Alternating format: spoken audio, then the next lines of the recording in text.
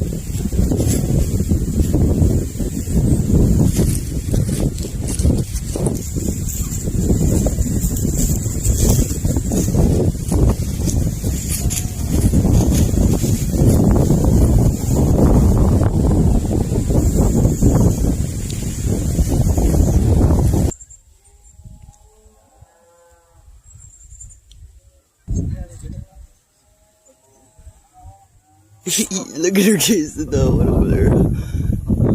Whoever that is on the quad over there. A couple quads giving her.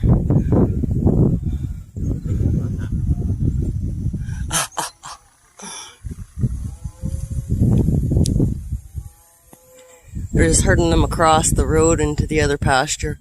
There are a couple stragglers.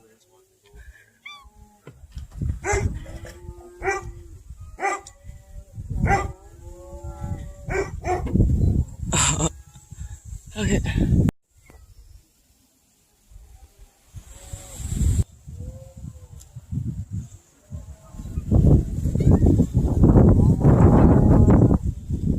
Snapdragons are still kicking.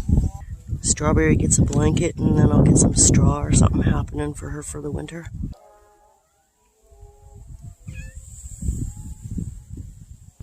I'm gonna pull this California poppy. There we go. As we draw on top, fucking dog! That orange there that looks like a carrot, that's actually the root of the California poppy.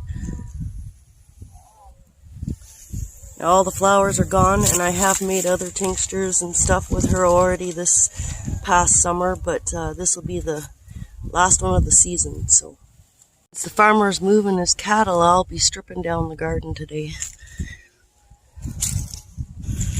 Got the California poppy happening in that basket over there to make tincture. Gonna get the beets out of here. And carrots that are just kind of scragglers, I want to leave some of those to come back next year. That's why I planted them there.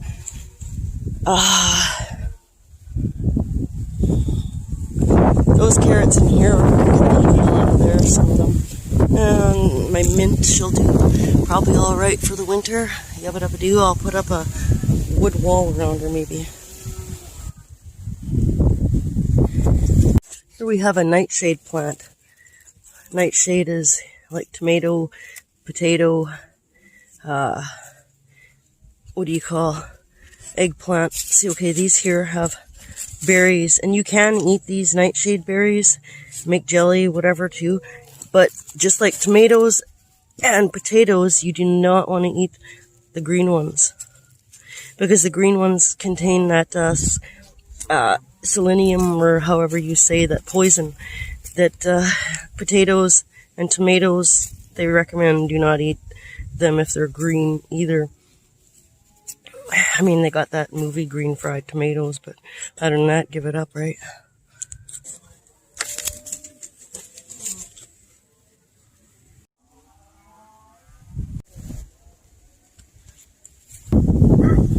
Those are actually apples on a tree.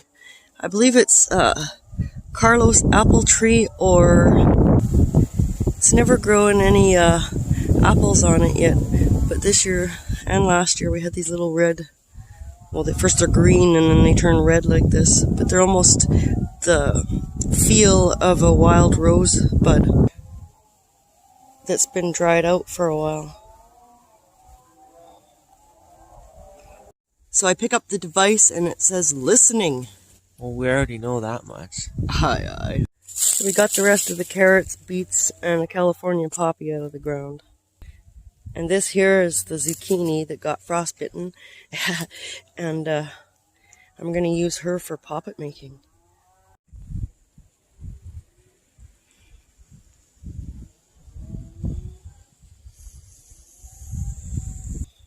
The beets were in there. This here is the snapdragon. She holds up always really well. Like I say, I'm leaving those carrots behind so they can go into seed and flower next year.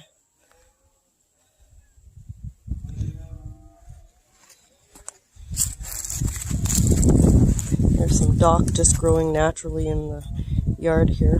I do use dock to make Rumix crispus tincture.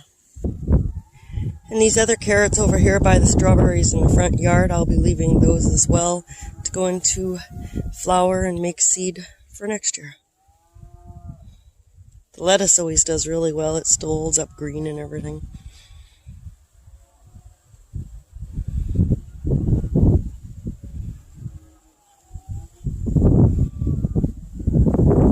There's the wild chicory, Miss Lucy Goosey.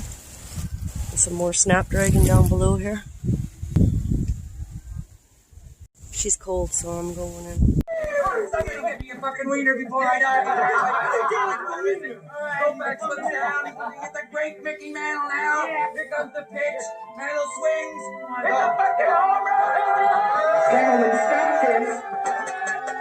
Stop this immediately.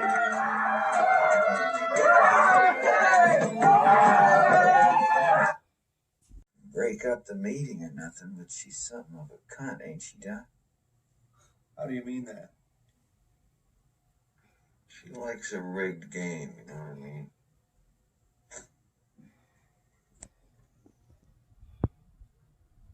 Well, you know, I've been observing you here now for the last 4 weeks, and I don't see any evidence of mental illness at all. And I think that you've been trying to put us on all this time. You know, what do you want me to do? You know what I mean? Is that it? Is that crazy enough for you? Want me to take a shit on the floor? Christ.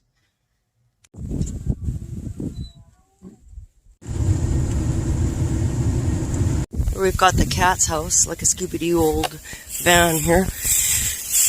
And tree looks like it's fallen so that they can't open the door. So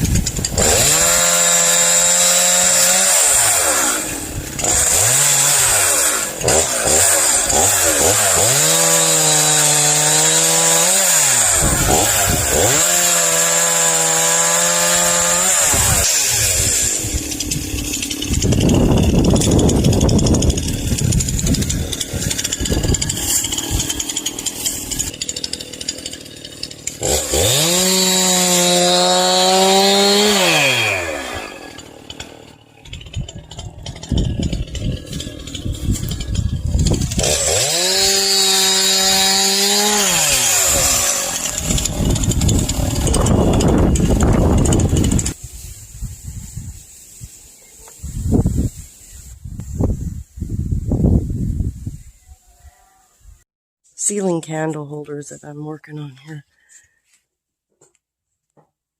I'm using outdoor lights they're fixtures for me, outdoor lights. I just stripped them all apart and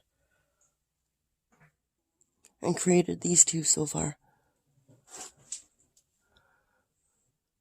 You put the candle in there. That is actually a grapefruit to cut in half, this piece. And then painted and, of course, dried and painted. And there's another one I want to go pick up. It's out with a poppet friend, shall we call it, sitting out in the field. Let's go for a drive and go get the other one.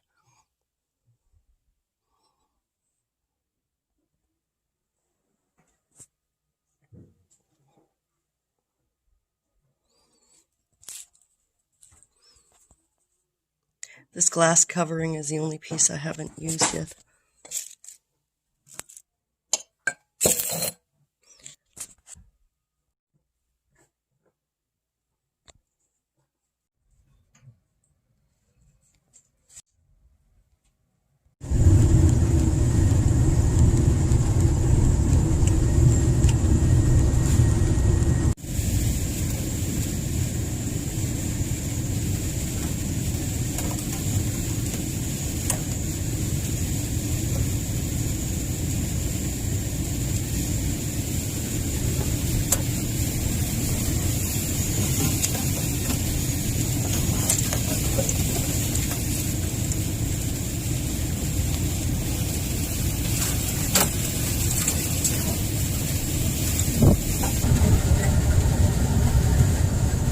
Windows got frost from trying to wash the windshield with the windshield wiper fluid. Hi.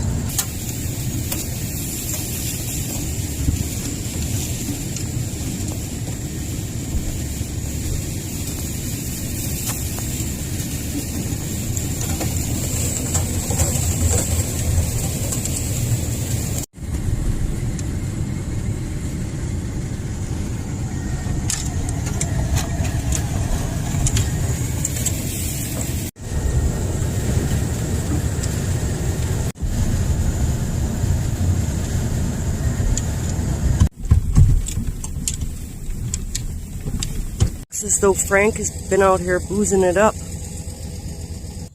This is what I came out here for, though.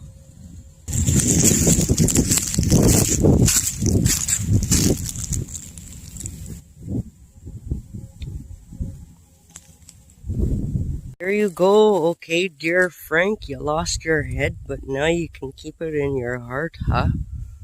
Added this little banana addition.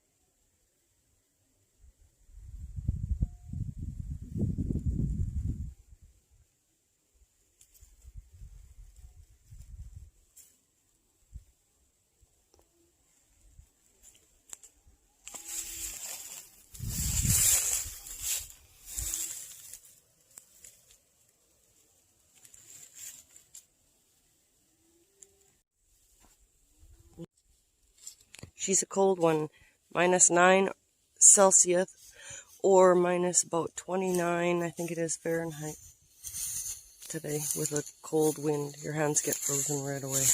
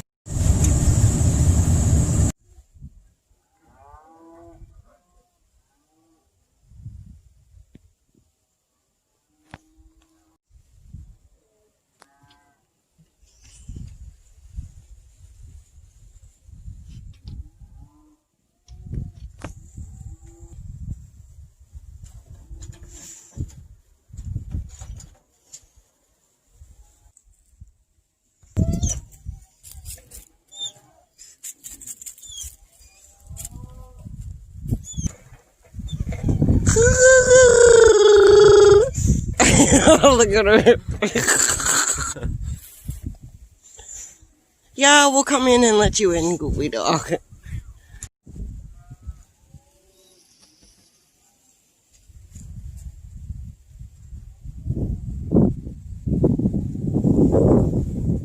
There, it's been taken apart now.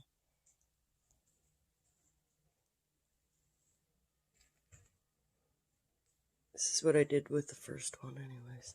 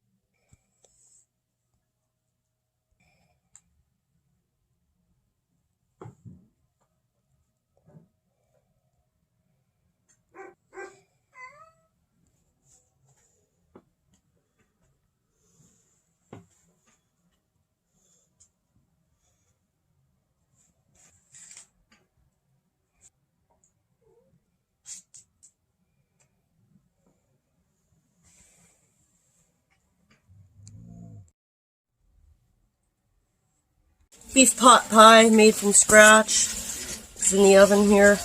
And it has roast beef, garden potatoes, garden carrots, some peas, onion, and the gravy, hello.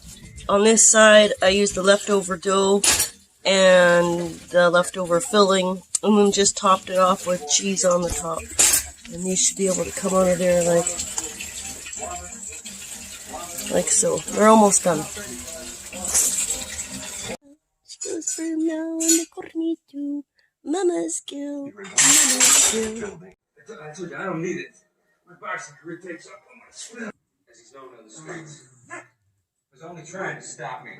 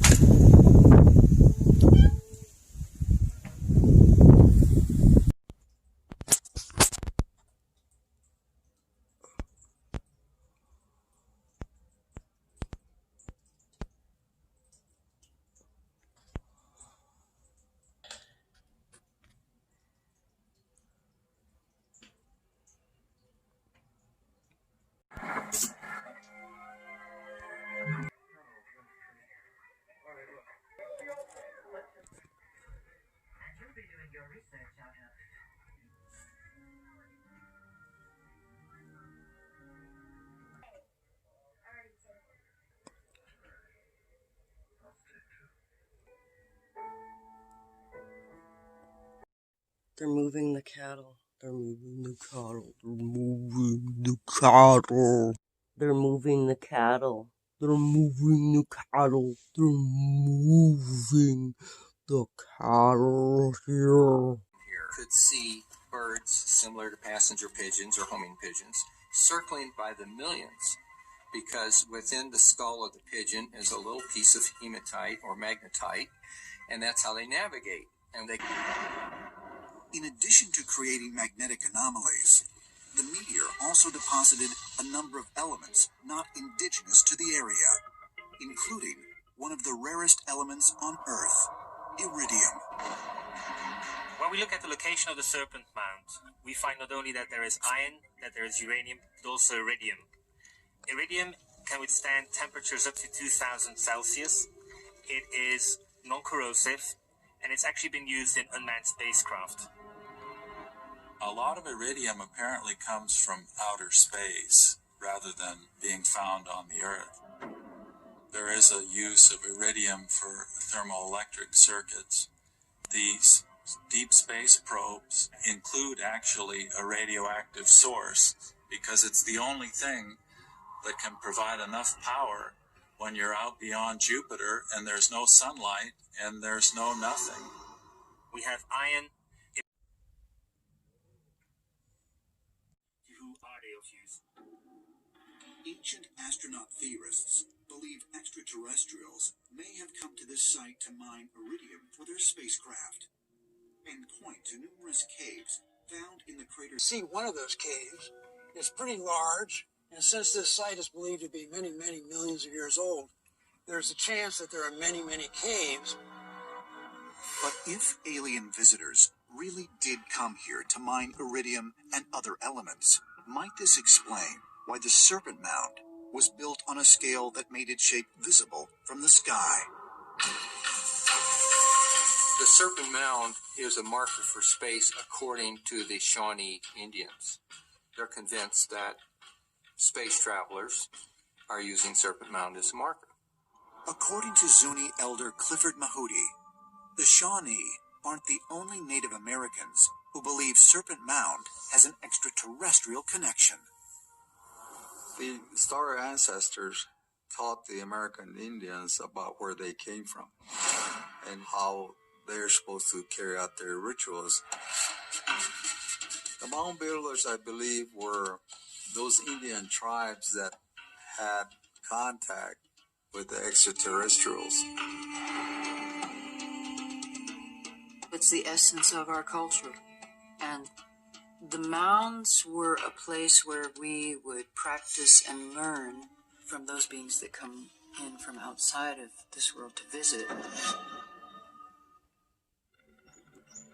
The Great Pyramid. In addition to lining up with the stars of Draconis, the coils of Serpent Mound also align with the solar events of the solstice and equinox, as well as the 18.6-year lunar cycle. Could these precise astronomical alignments suggest that the Serpent Mound served a greater purpose than just acting as a marker?